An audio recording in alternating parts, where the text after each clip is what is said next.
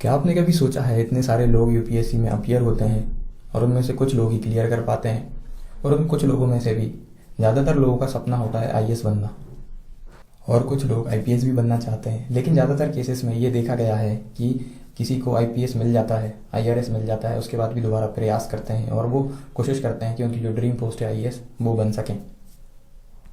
चलो आपको कुछ एग्जांपल से समझाता हूँ। जैसे आपने प्रदीप सिंह का नाम सुना होगा, जो कि अभी आईएएस हैं लेकिन पहले आईआरएस थे। 2018 में उनकी रैंक 93 थी और रैंक इम्प्रूव करके उन्होंने अपनी रैंक 26 थी और अब उनको आईएएस अलॉट हुआ है। जुनैद अहमद का नाम भी आपने सुना होगा, मोस्ट फेवरेट टॉपर्स में से एक हैं और उनको भी पहले आईएएस मिला था लेकिन उन्होंने तैयारी की और फाइनली वो भी आईएएस बन गए। ऐसे और भी बहुत सारे एग्जाम्पल्स हैं जहाँ पर IRS, IPS, even IFS allot होने के बाद भी स्टूडेंट्स ने उन्हें तैयारी की और अपनी ड्रीम पोस्ट आईएएस है उसको लेकर ही माने। तो आखिर क्या है इस पोस्ट में ऐसा कि हर किसी को सिर्फ आईएएस ही बनना है? इसके बारे में शॉर्ट में बात करने वाले हैं इस वीडियो में। Hello everyone, this is exam lead.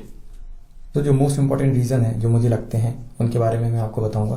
पहला reason, perks and facilities. Obviously IAS की perks and facilities other services से की कंपैरिजन में काफ़ी ज़्यादा है। हाउएवर अगर हम फॉरेन सर्विसेज को कंपेयर करें, जब वो फॉरेन में पोस्टिंग होती है तो वहाँ पर थोड़े से पर्क्स और फैसिलिटीज़ ज़्यादा अच्छी हैं rather then in India. But यहाँ पर लोगों को आईएएस कलेक्टर के बारे में अवेयरनेस ज़्यादा है, तो यहाँ पर लाइमलाइट वाला जो फैक्टर आ जाता है, हीरो, लोगों की हीरो टाइप, तो वो यहाँ पर ज़्यादा इंक्लूड होता है, तो सोशल प्रेस्टीज इसमें ज़्यादा है। दूसरा मुझे लगता है कि promotion as compared to other services IAS में थोड़े फास्ट हैं और यहाँ पर अगर आप यंग एज में आईएएस बन जाते हैं तो आप कैबिनेट सेक्रेटरी तक जा सकते हैं, जो कि गवर्नमेंट जॉब में सबसे टॉप की पोस्ट होती है।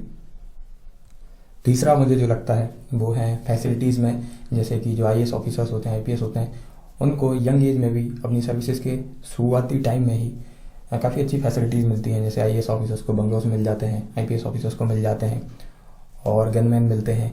तो ये सारी चीज़ें अदर सर्विसेज में नहीं है। अगर हम आईआरएस की बात करें तो यहाँ पर आपको फ्लैट्स ही मिलेंगे, चाहे आप अपनी सर्विस में कितने भी टॉप पर पहुँच जाएँ, आपको अलॉट फ्लैट्स ही होंगे 3 BHK, 4 BHK, 5 BHK इस टाइप से, लेकिन यहाँ पर बंगलोज मिलते हैं।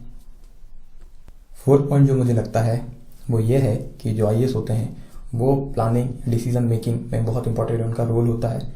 उनके जो डिसीजन होते हैं, जो वो प्लानिंग करते हैं, वो लोगों को डायरेक्टली अफेक्ट करती है और वो लोगों के बीच में रहकर काम करते हैं। रिसेंट एग्जांपल अगर हम लें तो अभी फार्मर्स के प्रोटेस्ट चल रहे हैं, उसमें जो सिचुएशन है उसको हैंडल करने के लिए आईएएस ऑफिसर को ग्राउंड पे अवेलेबल होना पड़ता है।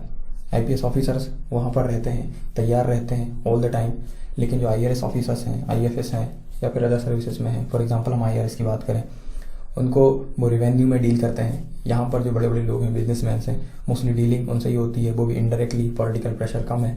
सो यहाँ पर अगर पर्क्स एंड फैसिलिटीज़ मिल भी रही हैं तो वो जस्टिफाइबल है, क्योंकि वो लोग डायरेक्टली लोगों के बीच में रहकर काम कर रहे हैं और मैनेजमेंट जो होता है वो सबसे टफ और मोस्ट इंपॉर्टेंट होता है, इसलिए यहाँ पर इंपॉर्टेंस भी उनको ज़्यादा दिया जाता है। यहाँ तक कि जो कमिटीज़ होती हैं या फिर जिनका काम होता है कि लोगों के लिए और अच्छी पॉलिसीज़ डिज़ाइन की जाए ताकि जो उनका लिविंग स्टैंडर्ड है, जो उनकी लाइफ है, वो इम्प्रूव हो सके। सो उसमें जो प्रेफरेंस होता है वो आईएएस ऑफिसर्स का होता है, क्योंकि इनको लोगों के बीच में रहकर एक्सपीरियंस है वो ज़्यादा होता है। ये कुछ ऐसे पॉइंट्स थे जिनका मुझे लगता है कि काफ़ी इंपॉर्टेंट रोल है, जो लोग अदर सर्विसेज में होते हुए भी अपनी जो प्रेफरेंस है वो आईएएस के लिए ही रखते हैं, क्योंकि ड्रीम पोस्ट उनकी आईएएस होती है। लेकिन कुछ एक्स्ट्रा ऑर्डिनरी यहाँ पर एक्सेप्शंस भी हैं। कुछ लोगों ने आईएएस टॉपर होने के बाद भी आईएएस को छोड़ के आईआरएस ज्वाइन किया है, तो वो भी आप रीड कर सकते हैं। सो आप भी कमेंट सेक्शन में बताइए कि आपको कोई और रीज़न लगता है तो। आई होप ये वीडियो आपको पसंद आया होगा, इसे शेयर करिएगा अपने दोस्तों के साथ और हमारे चैनल को भी आप सब्सक्राइब कर सकते हैं ताकि आपको ढूंढना ना पड़े कोई भी अगर इंपॉर्टेंट वीडियो आता है तो। Thank you so much.